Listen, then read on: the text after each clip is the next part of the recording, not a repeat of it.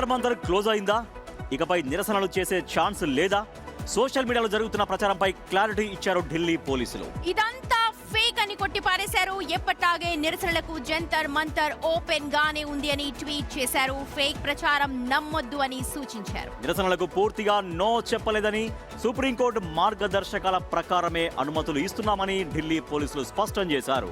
ఒకేసారి 1000 మందికి మాత్రమే అనుమతి ఉంటుందని, సోషల్ మీడియాలో వచ్చే ప్రచారం కాకుండా అధికారిక సమాచారాన్ని మాత్రమే నమ్మాలంటూ విజ్ఞప్తి చేస్తూ ఉన్నారు.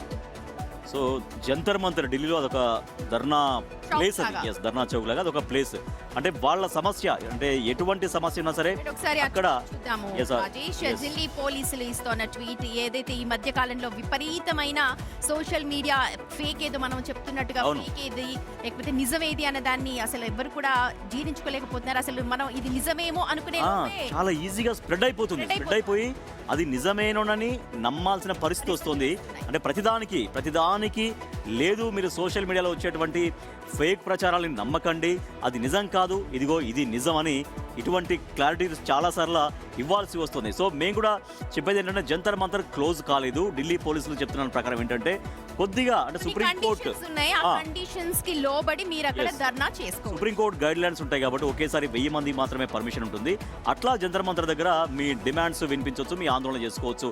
నిరసన అనేది రాజ్యాంగం కల్పించినటువంటి హక్కు అది. సో కాబట్టి సుప్రీంకోర్టు గైడ్ లైన్స్ ప్రకారం జంతర్ మంతర్ దగ్గర మీ నిరసన కొనసాగించవచ్చు అంటూ ఢిల్లీ పోలీసులు క్లారిటీ ఇచ్చారు. సోషల్ మీడియా ప్రచారాన్ని నమ్మొద్దు.